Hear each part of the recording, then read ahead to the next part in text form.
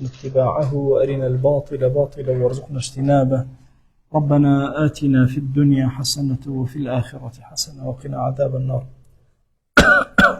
أوصاني برزم لا خزمت باسكاني حج لمنهاج إمام النووي كيف أنت باسي محرمات إحرام كاتك إنسان إحرامي بس أو لباسي بس أفرد بياو آياتشين أو شتانيك لسري حرام أبن عندي بياو خصوصيتي خوي هي أفرد خصوصيتي خوي هي مهم لإحرامه ومرشد لسريان واجب أبي وهندش لسريان حرام أبي أنا بنزيك أوشتانك أنا يكم دا لسر أوشتانك لسر بياو حرام أبي أفرمي ستر بعض رأس الرجل بما يعد ساترا إلا لحاجة سري بياو هندق لسري داب بوشي بس لهندق يعني وين سري طاو هيك بياو نبي بشيكي بشوكيشي حرامك جورك لجورك كان دايب بوشي إتل آيا بكلاوك آيا برويك بهرشي وازكية أوي كبيبوت للساتير أم بكاري بيني عرفان بيبوت للساتير أم بكاري بيني بو سري أو حرامك لحرامك كان يكردو إلا ما قربو بيوستين أو اشتيك كتير ولبس المخيط أو المنسوج أو المعقود في سائر بدنه إلا إذا لم يجد غيره. هرشتك دوراو به چندراو به معقود دو معنى هي جريدراو به لا عقد وهاتوا ومعناه يشتي معناه كتير شيء مثلا بالدنبوس وبين وبهرشي وازق لوانا ها سنجاق وشيو هم يكاتبوا بمعقود كان لبزبي قومانا نادروستا سواء چندراو به يان بابلين دوراو به يان بسراو به إذا بهرشي وازق لبسراو كان في سائر بدنه دروزنية أواني لبرابه إلا إحرامك خوي أبسي إلا ما قال اشتكي تري نبي بقولنا تنها شروالك هي وحكي تريني بارچه قماشينية لسرو بيشتي إحرام ما باسكت فإحرام دو بارچه كان شانوانه بارچه كان خواروي بي إزار ردائك مثلا أجر أمين نبو مثلا هالشروالك هي وشروالك اللي بيك وحاجة شارباني ووجه المرأة أفرد بهيش وزك لكاتي إحراما نابي دسي لقد متشاوي دا بوشراو فتشو أو أن نابي بكا نابي دسكيش بكاتا دسي أبي دسكاني بدرو بلقد متشاوي سري بياو چون نابي داب شاري دا متشاوي أفرد أفرمي ووجه المرأة كرأسه دا متشاوي أفرد وكو سري بياو واي هاكبو بياو قرأتو وكو سري بياو واي حكمكي بلام أفرد بوي هي ولها لبس المخيط بوي هي وشتانيك ودوراون أو أنا مثلا لبريك هيج إشكاليكين وجلوشتي وكو ترتيبك وعتالي لبريك إلا القفازين في الأظهر إلا قبلا دسكيشكاني نبيك لقولي أظهرا بهيش يوازقنا بلا دسيانك باشا كابو إما لأفرد خصوصيتي كي جوازي هي لبياو سري دانا أبوشي أو دموشاوي دانا أبوش باشا إنجا مثلا بياو بهيش يوازي مخيط ومنسوج ومعقود وأمانين أفرد بويهو باشا تنها وندي دموشاو دسي بدرويتو أو خالية كم كابو نابد يشك لحرامكان أويا قناه باربه كسك أجا سري دا بوشي أفرد يبتشبك لو كتا قناه باربه شو محرمات أو ايتر اوشتي كتير كخواني اكويت السريانة او بابا كتير بس اصل اشتكى حرام لمحرمات. والثاني استعمال الطيب نابي بوني خوش بكاربين طبعا ايما لما سري بوني خوش الشريعة زور قرنجي بوني خوش لا همو تجمعك قرنجي بيداو الا لو باتي حجانب چونك خوشويز لفرمايشتك افرمي جوان ترين شد لحاجية اويك التبوتوزي بيويو شعثا غبرا ما نبيتي بيودي أبي لحضوري خوايا أبي شويني انكساري زيادة واني خوشو أمانة جورك لإنكسار وشتك لا أدا بو هيج زينيك الدنيا لأخويا نادا أو السرك اللي قلنا حتى تجمعاتي أهل دين هم يبوني خوشو بترتيباته إن الله مثلا طيب جميل يحب الجمال مثلا بس لم بابتنا خذوا زينتهم عند كل مسجد مثلا لما تنها لما أو لما زبي خمنا أو روشن كراوته وك حكمتك بريتي لوا شكل براسي أبي أو بري بشبرزي وأها أوانا إن جاء فرمي استعمال الطيب في ثوبه أو بدنه نبو لا شيء أبي بكاري بينه نبو جلكان شيء بكاري بينه إن جاء نابي سري تشوركا نابي الريشي تشوركا ودهن شعر الرأس أو اللحية بلام دروستا ولا يكره غسل بدنه ورأسه خطميا بصابون التايتش تسلي مثلا لا شيء أمانهن كرت شوري قيناك با مادك التوزي بوينشي هبه قيناك عفو لو أدري ديار أو مادەی خۆشوردن بۆ پاکردنەوە هەدەفتەیە پاکردنەوەی بۆن خۆشکردنی خۆی با بۆنیشی خۆشکا قەیناک مەجای بۆ کرد سێهەمین دانە کە لە حرامەکان ئەگەر کەسێک طیبی بەکارهێنا شتێک لەمە بەتانە لە بری و خێری بگا گوناهی گەیشتووە ئەلێرە ئە لە مۆسیمە الثالث إزالة الشعر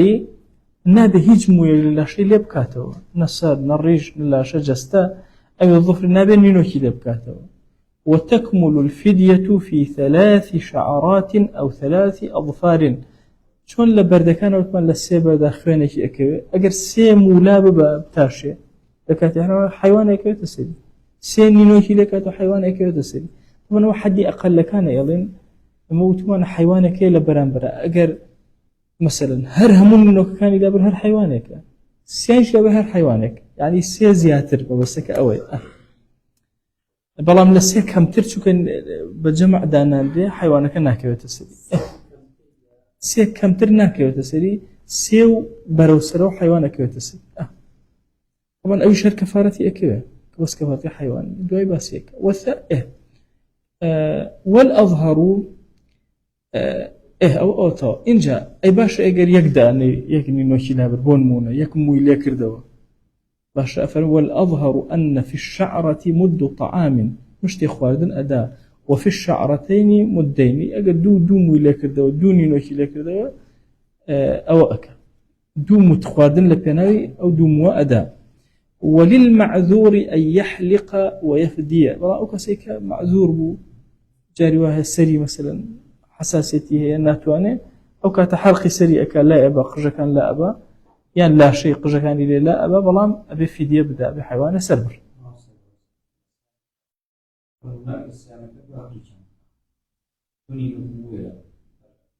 لا والله ولا مذهبي خو أنا أو بابتا هر يشك لمن هي تكان سرب خويا واضحة هر يشك لمن هي تكان حتى الجلكانة مثلا معقود من هي لقل مخيطايان شيء أوانا هر يكان سرب خو ما والله لقلاك الرابع شوار من دانا الجماع أين الجماع كردن سرجي كردن وتفسد به العمرة عمرك بيه على وشته وكذا الحج قبل التحلل الأولي أجر بيش تحلل أول بو حجك شي بيه على وشته فلما أجر لدواء تحلل كم وكبيش تلبس ما كله وتملى السيدانك الرمي ولا ذبح ولا طواف أجر دوان يعني كقيناك رأيك أبوك مجال اجتيابه وتجب به جماع مثل جماع زو قرصة أجر هاتو أم حالة لم كسر ريدا لكاتي إحراما يقوشتري لسربر بوي أفرمي وتجب به بدنة أبي وشتري السربر والمضي في فاسده هر أمنية أبي وشتري السربر أبي لسر حاجة كجبر دوام به في فاسده يعني فاسد الحاجة أو حاجة فاسد كردوتوا هرب لسر شي بردوام به والقضاء بقضاء شيكاتوا وإن كان نسكه تطوعا بات السنة أو يشبك أبي قضاء تواجه به لسر أو عنده مشكلة ويجنب إلى الأخوة باش مصيبة يا رأوتنا يعني تسير أحكامك كانت واشتري السر بري أبي حاجة كش طاوكا با فاسد يجبي عمرك طاوكا إن جاء أبي قضاء شيكاته با سنة يجبي كل السنة وكل جا خبراء ويبوش حر تازت دسي فيكرو فرض ولا سري أبي طاوي كاتو قضاء شيكاته أو قيناك أشوا خويا شوي يجي مشكلة إن جاء قضاء أكل مذهبي خو ما نقصيك زو قرصه الأصح أنه على الفوري أصح لما زبي خوما أو أبي بوصالي أين درست وخبي أو ينب صحيح واني الله بتشون بيكرائك واضحة بەڵام ئەسەحەکە ئەڵێ ئیلا بێ ساڵی دوایەوە بێتەوە حەجەکەی بکاتەوە هەتا ئەو ساڵ بەسیتر ئەمە باسی وەکە حتا پێ بکرێ ئەوەیە ئەسەحەکە عەلە الفەورە چونکە ئەگەر نەچوو بەبێ عوزر مەسەلە ئەبێ بچێ ناو بنووسێ محاولات کە ئەگەر نەیکرد گوناهبارە بێ لەسەر ئەسەحەکە قسەکە لەوە هذا أول باشا برام والأصح أنه على الفور أو تشوار بينجم كاك بينجم اصطياد كل مأكول بري راو كردني هرشتي كيوي كغوشتكي بخريتو عينا حرام للسدي راو كردنك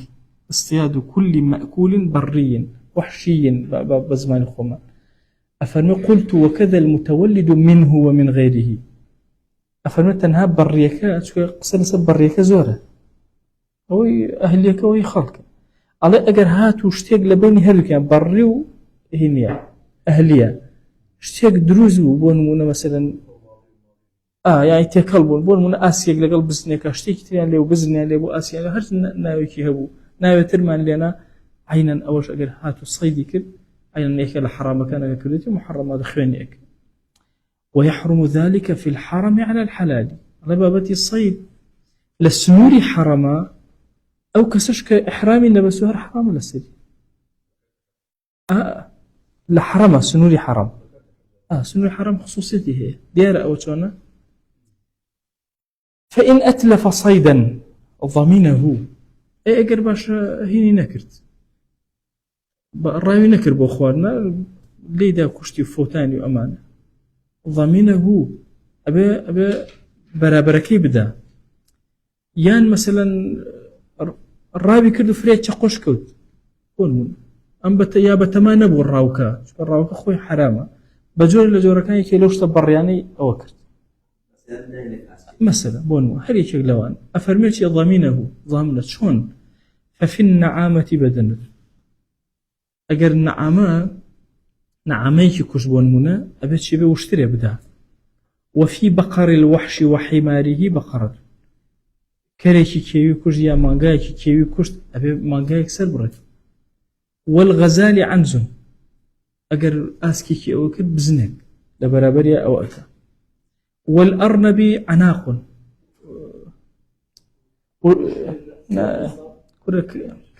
كروش كي كيوي كروكي كيوي كوشتي أكا بزنك عناق باشا بزن عناق زوتر بمي أو تري بوي هوليري قصيك جوان أنا الله كارمه يعني كاريكي مي أو تشتير واليربوع طبعا يربوع دوائي الانترنت هسيري كان يربوع طبعا نيكي لو أجلانيك لما زي خوانا أخرى هل جنسي مشكل لا حرك زي شيء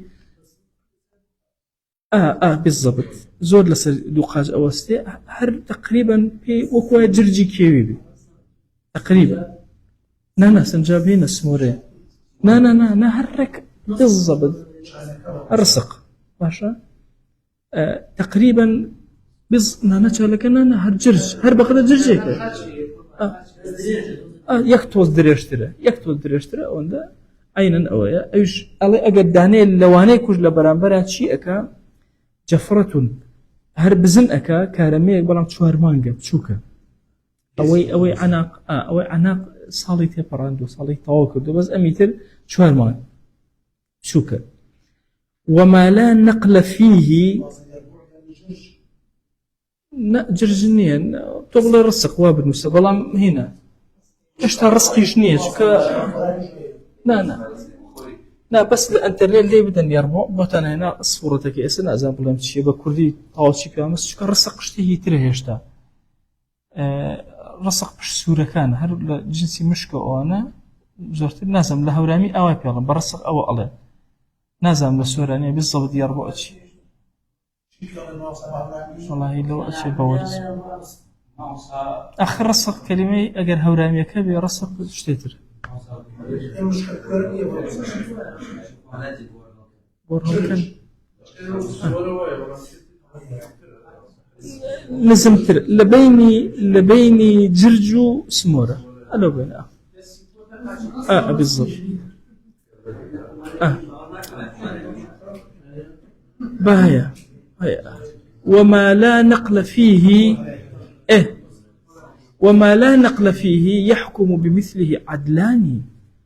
أي أجر اشتيك من هبو يعني برابر النبو داينمو هيج الروايات كيجنها تبو تشيل برات كما نزوري كالروايات هات وأجر أو يكوج أو داينه نقل فيه هيج الروايات يكون نية لسر أو قصي علماء نية لسري يحكم بمثله عدلاني دوكسي عادل ينسير يكن ولا كاكا أو لبرابر أو دابني. وفيما لا مثل له أجر هاويني نبو وسوكو بزنو آسيا كنبو وكو مرة جاي وحشي وجاي أما النبو مثل نبو قيمة كيدا أني تقريبا قيمتي أما تشانيك أو أنت ألم بابتها يكشت هي ملاحظة كشوي لسري بروم أجر هاتو أم تلف كل نبو يعني نيكشت والمنقاش في بري أما بقاش براوي تشانيك أكا بقاش داريش تشانيك أكا والمنا دفترك أكا دير بسبنج قلاي كمكا بسبنج قلا أبي أرشي أو نبض واضح حسونا لو صيدا أو أجر بس كويري كدوان هنا شن أكا مثلا ما جايشي وحشي أجر كوير بتشنك أجر ساغ بتشنك أو كاتا حقك شنك أمانته أو عند أدا حقي أو كويري أدا أو هكذا يعني أو بابتك أدا وذكاري زور أوش أو توا أول ديار أو مثلا كابو صيدي شيء لسر حرام لبناي الصيدا شتي كتير هي ويحرم قطع نبات الحرم أو نبات شتانك لحرما الذي لا يستنبتك دسي خلق نيناشتو خوي الري أفرمي حرام قطع بك. والأظهر تعلق الضمان به وبقطع أشجاره أو زماني لسر دار كان ببر زماني لسر ففي الشجرة الكبيرة أقد دارك قوريك بريوة بقرة يك قاسر ما قاسر بري والصغيرة دارك بشوكي بريوة مثلا شاتل أو إمامنا فرمي أويك خلق أي نرجي أويك خورسك وخورسك خلق أي نرجي يا أخوي قورك فرمي هردو كان أوان أويش والمستنبت غيره على المذهبي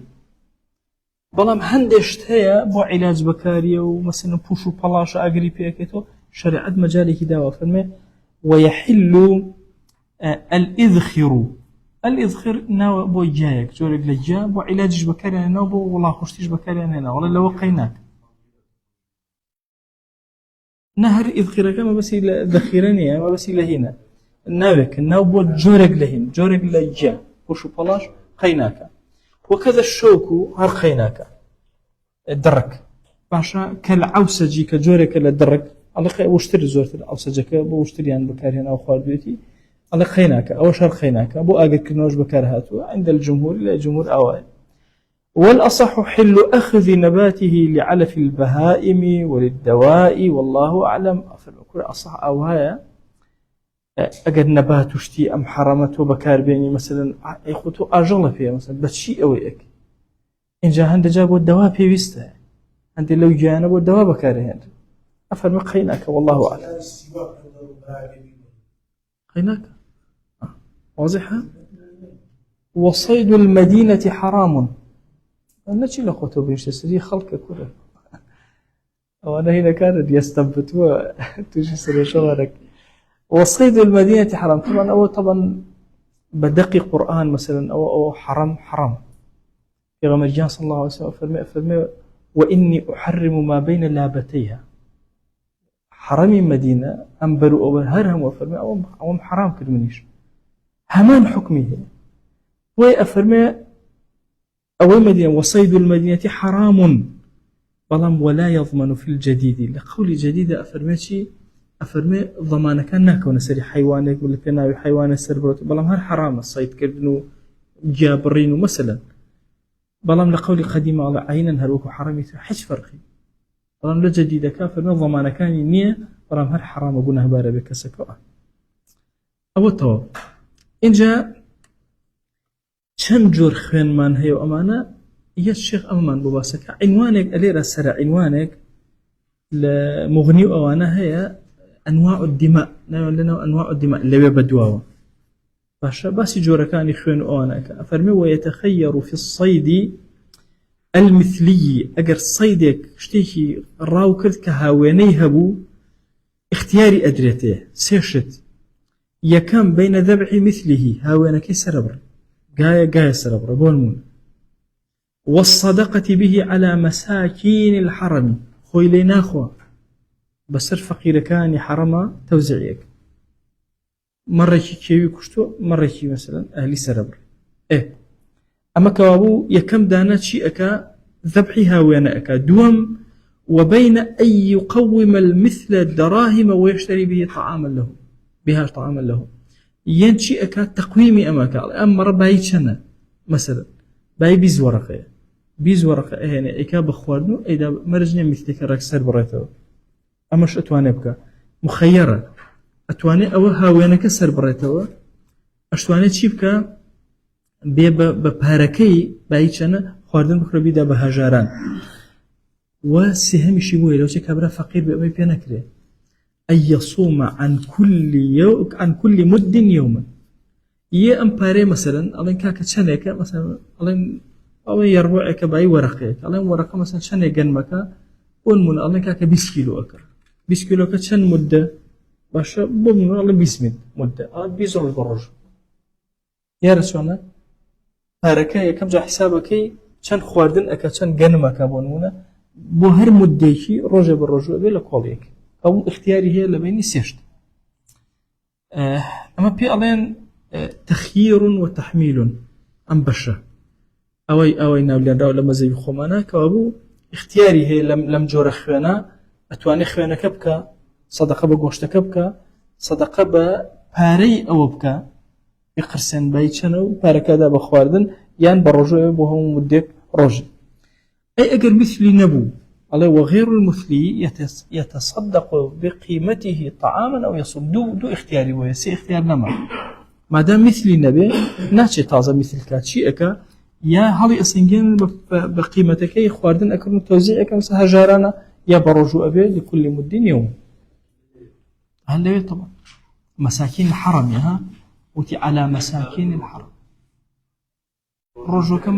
مرزني ڕۆژەکە مەرج نەگیرەوە لا ئیلا لەوێ مەرج نەگیرەوە بە پێی کرانەکەیە پێی کرا لێ چەندی پێکراکانەکە هەر نەشێکی لێرە قەزایەکە هیچ کێشەی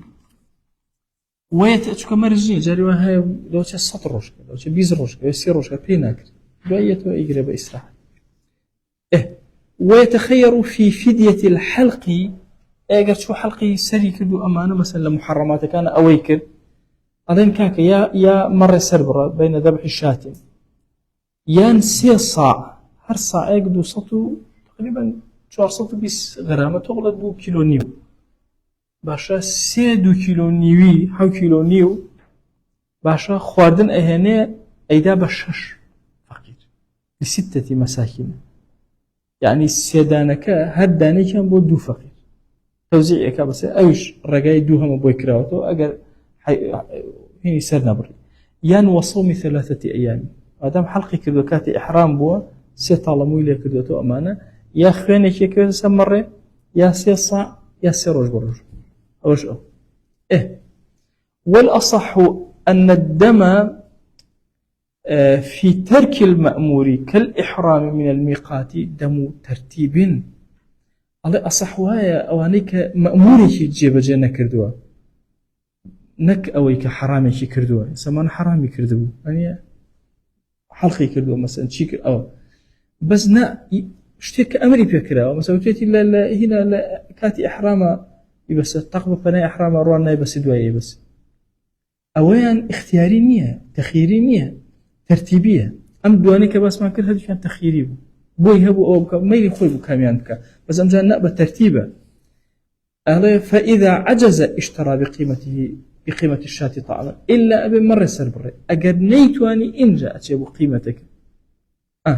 وتصدق فإن عجز أجر أول شيء نتواني صام لكل مد يوما يعني كابو من ترتيبية واضحة مسوانا تركي مأموري كردو أبو شواز ودم الفواتي كدم التمتعي أجر شتيكي فوتا ولا دس باشوكو خي تمتع أوانا أفرمي ويذبحه في حجة القضاء في الأصح أو شيئك مثلا لحج قضاءك كيتو أيك أو جبجئك يتا أو كاتب كولي ولا ناشي أو ترتيبنا الربو أو تريا أو جارك هاتي تبرك أو كجبجئك أكملتها واجب ولا سريخ لو إذا كان حجك شيبو أكنو وي أوشتانيك واجب ودين الله أحق بالقضاء لما زي خمانا دليل للسروانات شحاج تابد أو عباتاني كمال لبران برياتي إلا ببكرينو حاجة الرجوع مثلا إلا الصلاة أو من هي أنا غيري أو هم أبي بكاتو باشا والدم الواجب بفعل حرام أو ترك واجب لا يختص بالزمان مرجنية ويختص ذبحه بالحرم في الأظهر قول أظهر أوايا أبي لكوية لحرم سرب بري أو ظاهرك لغير حرم شان مجالتي ويجب صرف اللحم إلى مساكينه باشا أبي لحرم سرب بري ومساكين كاش قال خارج حرم سري بري مثلا بلام أبي هرب بفقير كان أبي بدا أو مالونية إيره أو ربطي بيرونية أي لنا حرم سنولي حرم قال نكرة وكو مثلا شيء خارجي حرم أو خيناك بلام خو أو جوشت أبي إلا بدري مساكين أبي باش وأفضل بقعة لذبح جاء باش ترين شوينة بو كسيك عمرك حيوانك اللي كوا سر بري بو كسيك حاجك اللي كوا طبعا لكوا عمر طويل مرة وثمان يبدأ بالصفا وينتهي بالمرة يدل دو حلقة طوال وانيا كابون باشترين شوينة قر حيوان كتو سري مروية في غمجيان صلى الله عليه وسلم لي سري بري فرمون لها محرم يشا سري بري قيناك أو أفضل تريني كوي طبعا إسنات وين يخو الأمر باسي أو كان أفضل لك للشريعة مروي لكاتي شيء لكاتي عمره أي لكاتي حاجة أخير إشكائك لكوي لمناك أو باشتين شوين وحيوان سوي مناك بوي أفرميتي وأفضل بقعة لذبح المعتمر المروة وللحاج والحاج منا لمنا وكذا حكم ما ساق من هدي مكانا أو هديش كهنا لقى أخوانا لبو عمركار مروية لبو أويتريشان منا أبو حاج ووقته وقت الأضحية على الصحيح ومثل حاجك لكاتي أضحية سري بري لكاتي قربانيك لأيام التشريق وأنا باشتر يا يوم النحر أوتوا موضوع اشتربان هاتو تبيشو كسي خوي حاضر كردو وكاك برو بو حاجو شو هذا إحرام ببسو والله تك نانهج برو أحصره وكفي غمريان صلى الله عليه وسلم كالتشريف الروش نانهج باش بو عمرتشو وحدشو وهرشتك شو كالريلي جيرا ومن أحصر تحلل باشا طواب إحرامك أشكينه جاءوا كألين إحرامك أشكينه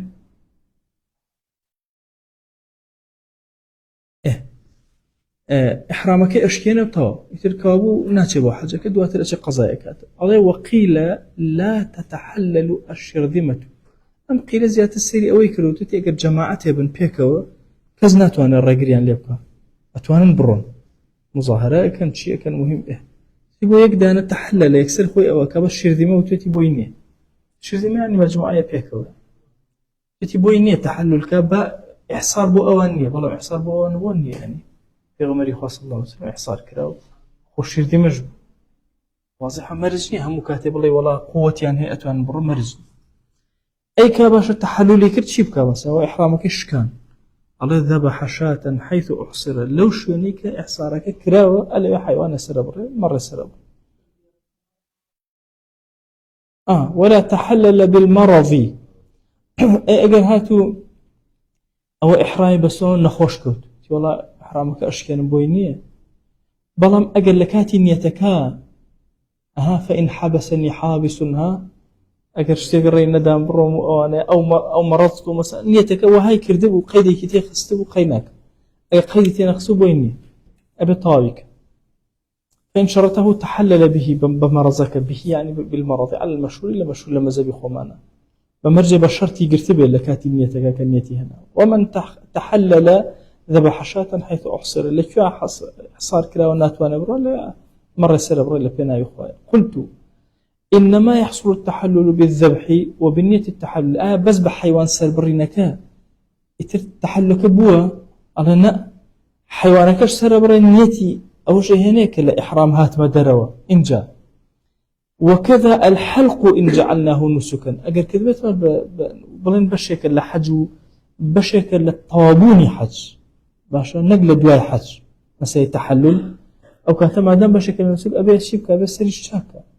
كابو أبي نيتي خروج بينه أبي حيوان سربر أبي قشكش لا بإنجا باشا حلقة كشكا إنجا النجاتي أبي لإحرامك. فإن فقد الدم أجر نيبو فالأظهر أن له بدلا أظهر لما زبع على أيش بدله وأنه طعام بقيمة الشاة خواردن بأندازي مركا توزيع أكاتو أوانا. فإن عجز أجنيتواني صام عن كل مد يوما برجو أبي لبناويا وله التحلل في الحال في الأظهري أو أن يبلي والله أبي حمور رجو كان بقري توابكي أخي من الزبحك وما زبحك أنجا تحللك طعام كذا أي للرجوك أظن للرجوك الناية تحلك أكأت دواء ودأ الرجوك أجري كان ناكل جا خوتا أوقات إحرام في حج طابع عالمية أهد لي خيك الرجوك كده أفرمي في الحال في الأظهر والله أعلم. وإذا أحرم العبد بلا إذن عبد ببي أو السيدك إذن با على أخوي بخوي شو إحرامي بس نيتي هنا وتي والله سبوا حس إذن نداوة السيدك يت شيئك أبي أو تحلل بوبك كابو أبي أو حيوانك وسبر الأمانة نقبة بندا أشرا حيوانك صعبة كيك بخير أشرا أفرمي فلسيدي تحليله عبدنا وعلى السنة بس للسنة شا كإحصار كرهر عين يشتا أبي حيوانك سبر النيتي أو التحلل بينه لقل قصرك السيدك بوي هي حيوانك وسبر شبكة سالم. الزوج بويه جنك الرشتة برزقين أدوات وللزوج تحليلها أتواني بلك هكا نابي بري من حج بذل جنك حج التطوع لم يأذن له إذن نداوة حج التطوع أبو شوازة بيوك بويه الرجل يبكى. وكذا من الفرض في الأظهر لأظهر لقول أظهر لفرزك شبيا صلاتي هي مثل أفرتك بلا من الظاهرك هذا صلاتي نشك وحجي فرزه ويبر. ولا قضاء على المحصر المتطوع أجر كسيك متطوعي أجر كسيك سنة أشوب حجي أو عمره قضاء لسرني أجر إحصار بونو ليتواني بروا قضاء لسرني. فإن كان فرضا مستقرا بقي في ذمته أجر أو روشتني فرزه مستقر ون قضاء ون نزر كذا مستقر ولا قردنيا وتي خويا قال أو بوب كمنش حاجة كبو أكم بون أو اشتكي بو كردو أو لا قردنيا هرأمنا باشا أجر غير مستقر بو اعتبرت الاستطاعة بعد لدواء أو استطاعتها هم أبيت الشرط أجر تواني أشان تواني ناس. ومن فاته الوقوف أجر كسنيت أن وقوف عرفك تحلل بطواف وسعي وحلق أشد طوافك أو سعيك أو حلقك وفيهما قولك على والله السعي وحلقوشتي ناوي طوافك وداع الروح شيخو حسي نكردو هنا نكردو وقوف عرفين نكردو وعليه دم بلام ما دام وقوف عرفين نكردو أبي خرين سربره والقضاء أبي قضاء شكات على الفوري وكول بيشتري ثانية على الفوري النبي هدو رأيك لما زبخهم أنا هي. وصلى الله على سيدنا محمد وعلى آله وصحبه وسلم تسليما كثيرا أبدا إلى يوم الدين. يا ربي خويا لبناها كان نظورا يا ربي خويا حجي ماضي خوت من قسمتك يا ربي خويا درجة خير كان من بسراب كروا يا ربي خويا لد أبهارين ولد ألالين وبكرمي خوت وبرحمتي خوت لهمو جناهك من نظورا يا ربي خويا جناه بأشتراك كردو من عفو منك جناه ببنهان كردو من عفو منك جناه من زاني كل من عفو منك جناه زاني من وزيادة ري منك خويا عفو منك يا ربي خويا درجة كاني خير لمن تروى يا ربي خويا رحمتي خذ وسلم أنا ببارين إلهي أمتي في غمر صلى الله عليه وسلم زول إنك سو لنا راحتين خويا وربهانا مانو خويا وربهانا أهلي غزة رحمة مسلمان سوريا بك رحمة مسلمان باكستان بك رحمة مسلمان الصين بك خويا رحمة مسلمان همو جيهانك يا رب العالمين يا ربي خويا ڕەحمەتی خۆت بەسەرمانە ببارێنە، ئومەتی ئیسلامی ئارام کە، ژیانمان ئارام کە، دەرد و بەڵام مصیبەتەکانی یەهود و نەسارا و مەجوس و هندۆس و ئاگرپەرست خوای بمان پارێزە یا رب العالمین. یا ربی خوای لێت ئەپاڕێنە لێت ئەلاڵێنەوە، دڵمان ئاودان کەرەوە بە نووری تاعەت. یا ربی خوای زمانمان پاراو کە بە ذیکری و وردی خۆت. یا ربی خوای داوات لێ ئەکەین ماڵەکانمان ئارام کە، دڵەکانمان ئارام کە، گۆڕەکانمان ئارام کە، زیندووبوونەوەمان ئارام کە،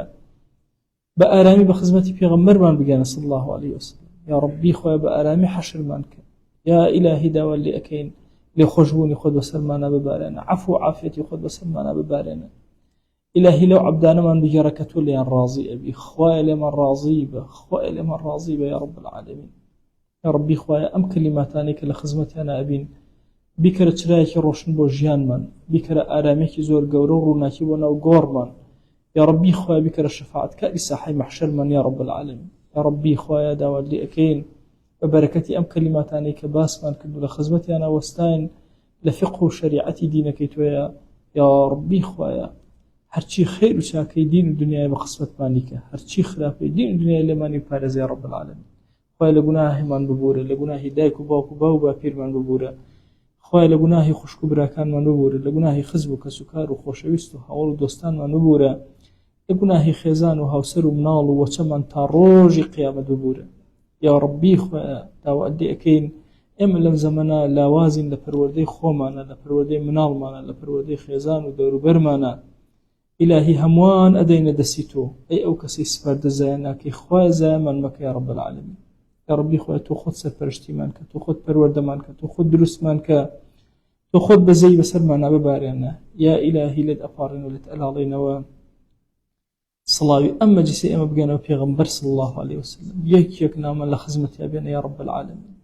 يا ربي خواه اشتياقي الروحي أما بيبقينا يا رب العالمين. يا ربي خويا تو خود شاهدي أما بدل أو ما نخوش بدل سنة كاني أو جي أكين دا إلهي يكنا من لخزمتي أبين وصلاة بروحي أمي بيبقين يا رب العالمين. يا ربي خويا داود لي أكين بكرمي خوت وبرحمتي خوت هل هم من لبهشتا كوكرو إلهي أجر كسيق لما لسي أما شايني بهش نبو خويا داود لي أكين بحرمتي أواني ترخويا هاور بولايتو إهينين يا أكرم الأكرمين هم من لبهشتك خوتا كوكرو بخوا پروردگارا خجالت باری بردم دیوانی توین ازانین کتو برحمی ازانین بسوزی لقلمانا دا إلهي وهانا من بولايتو هنا وتو خد سپرشتي من كتو خد دروس من كتو خد بهز من كتو خد علم من زياد كعمل من زياد كإخلاص من بدري بكار من بين بو دينكات تو قوري خود خواه من كرا فتنة بو خلق. يا ربي خواه فتنة مخرنا ودين مانو فتنة مخرنا ودنيا مانو. يا ربي خويا داوات لي أكين أم إيمان دارانا إلهي هر يكيانكم ولا بروجيه بو ديني بو دنياي خويا همو يجيب جك يا رب العالمين. أي دولة من دي دولة من دكان همو من في عطائك يا أكرم الأكرمين. يا ربي خويا داوات لي أكين بكرمي خوت ورحمتي خوت. يا إلهي أم دعانا من قبولك خويا أم دعانا من قبولك. يا ربي خويا أم دعانا من قبولك. يا ربي خويا بما كر أهل الشفاعة بو يكتر يا رب العالمين. يا ربي خويا داوات لي أكين أم كتب هركسك لهمو عمريا نوسية وشابي كرت يا إلهي وتيا وخاندي لبري كرت. يا ربي خويا هرهم بيك لخزمة إمام النبي لبهشتا كوكرو يا رب العالمين. آمين آمين والحمد لله رب العالمين وصلى الله على سيدنا محمد وعلى آله وصحبه وسلم تسليما كثيرا أبدا إلى يوم الدين. خويا قول لقناه من الشيء أجبوري وخالي من قبولك يا ربي.